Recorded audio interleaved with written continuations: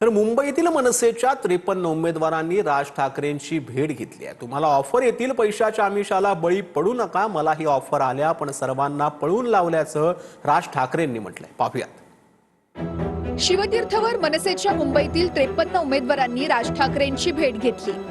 कुठल्याही आमिषाला बळी पडू नका असं मार्गदर्शन राज ठाकरे यांनी उमेदवारांना केलं।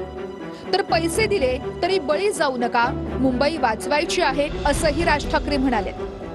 मुंबई मराठी माणसाची आहे, आपल्याकडे ही शेवटची संधी आहे। प्रत्येक बूथवर आपली 10 लोक उभी करा। बोगस मतदान नाही झालं पाहिजे, तुम्ही सतर्क राहा। बोगस उमेदवार सापडला तर तिथेच फटकावून काढा असं देखील राज ठाकरेंनी उमेदवारांना सांगितलं। मुंबईतील उमेदवारांना उद्या उद्धव ठाकरे मार्गदर्शन करणार आहेत। शिवसेना भवनामध्ये उद्या दुपारी 2 वाजता ठाकरेंच्या शिवसेनेची बैठक पार पडणार आहे। प्रचाराची रणनीती आणि इतर बाबींवर ठाकरे मार्गदर्शन करणार असल्याची माहिती मिळते। तसंच मनसे नेते अमित ठाकरे उद्या पहिल्यांदा शिवसेना भवनामध्ये जाणार आहेत। आदित्य ठाकरे आणि अमित ठाकरे ही उमेदवारांना मार्गदर्शन करतील।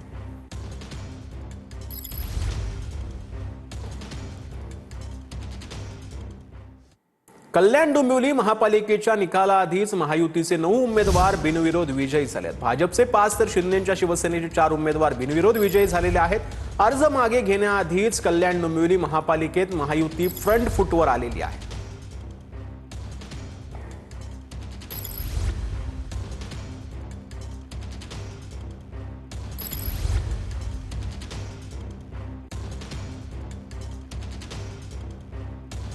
तर केडीएमसी मध्ये महायुतीचे 9 उमेदवार जे बिनविरोध झालेत ते आपण पाहतो आहोत। शिंदेच्या शिवसेनेचे रमेश म्हात्रे, विश्वनाथ राणे, वृषाली जोशी, हर्षल मोरे हे बिनविरोध जे आहेत ते निवडून आलेले आहेत। तर केडीएमसी मध्ये महायुतीचे 9 उमेदवार बिनविरोध झाल्याची माहिती मिळते। यामध्ये रमेश म्हात्रे, विश्वनाथ राणे, वृषाली जोशी, हर्षल मोरे हे जे शिंदेच्या शिवसेनेचे उमेदवार आहेत ते बिनविरोध झालेले आहेत। तर भाजपकडून मंदा पाटील, ज्योती पाटील, रेखा चौधरी, आसावरी नवरे आणि रंजना पेनकर हे जे 5 उमेदवार आहेत भाजपचे ते बिनविरोध झालेले आहेत। केडीएमसी मध्ये महायुतीचे 9 उमेदवार बिनविरोध झालेले आहेत।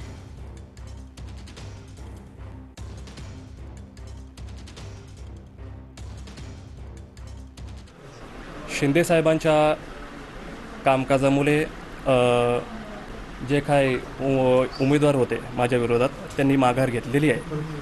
नेमकी त्यावेळेला तुला भीती वाटत होती? भीतीचं वातावरण नव्हतं। निवडणूक लागायच्या आधी हे तर निकाल स्पष्टच झालं होतं की महायुतीचं सरकार या कल्याण डोंबिवलीत येणार होतं आणि आता निवडणूक लागलेली आहे। तुम्हाला आता येणाऱ्या काही दिवसातच स्पष्ट समजेल की महायुतीचा महापौर बसेल। मला बिनविरोध निवडून दिलं आणि आमच्या खासदारांनी जी कामं करून दिली त्यामुळे संपूर्ण त्यांच्या मतदारसंघ जेवढा पण अंबरनाथ, बदलापूर, मुंब्रा, डोंबिवली, कल्याण या भागामध्ये जी कामं आहेत सगळ्याच जनतेच्या लक्षात आलेल्या आहेत। आज तर आम्ही 4 जण निवडून आलो। उद्या बघा चित्र अजून वेगळं असेल, अजून आमचे बिनविरोध निवडून येतील। अजूनही आम्ही 4ही बिनविरोध निवडून आलो आहे। ह्याच्या मागचं खरं जर श्रेय असेल ते आमचे नेते आणि महाराष्ट्र राज्याचे माजी मुख्यमंत्री तथा विद्यमान उपमुख्यमंत्री सन्माननीय एकनाथजी शिंदे यांना जातं। आम्ही नगरसेवक, कोरोना काळापासून नगरसेवक नसताना देखील कुठल्याही कामासाठी कधी आम्ही गेलो तर त्यांनी आमची कधीच निराशा नाही केली आणि आम्हाला वेळोवेळी कोरोना काळापासून आतापर्यंत निधी उपलब्ध करून दिला आणि प्रभागात भरपूर कामे केलेली आहेत। त्यामुळे कुठलीही भीती अशी मनामध्ये नव्हती।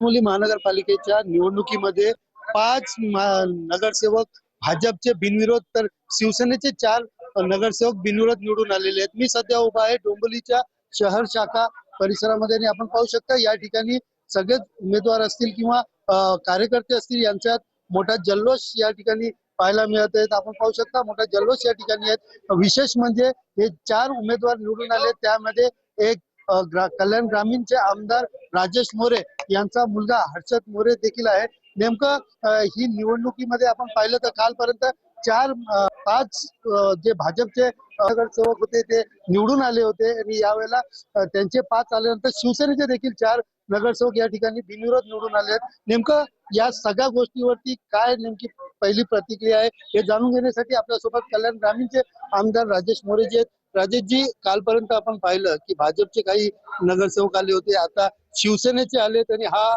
आकडा म्हणजे कुठेतरी उमेदवारी अर्ज पाठी घेण्याच्या आधीच या ठिकाणचा आकडा हा वाढत चाललेला आहे. काय नेमका विश्वास महायुतीवरती यावेळेस जनतेने दाखवला? देशामध्ये महायुतीची सत्ता आणि राज्यामध्ये महायुती सत्ता आणि त्याचप्रमाणे होऊ घातलेल्या या महापालिकेच्या निवडणुकीत महायुतीचे उमेदवार, कारण या महाराष्ट्रातल्या जनतेचा या महायुतीवर प्रचंड विश्वास, शेतकरी वर्ग असेल, कामगार वर्ग असेल, लाडक्या बहिणी असतील, युवा असतील, असे अनेक घटकांचा या महायुतीवर विश्वास आहे. महाराष्ट्र राज्याचे लाडके मुख्यमंत्री सन्माननीय देवेंद्रजी फडणवीस साहेब, महाराष्ट्राचे माजी मुख्यमंत्री आणि तमाम महाराष्ट्रातल्या लाडक्या बहिणींचा लाडका भाऊ सन्माननीय एकनाथजी शिंदे साहेब, आणि या कल्याण लोकसभेचे ज्यांचा विकास पुरुष म्हणून आपण नाव संबोधलं जातो, असे आमचे आदरणीय नेते सन्माननीय श्रीकांतजी शिंदे साहेब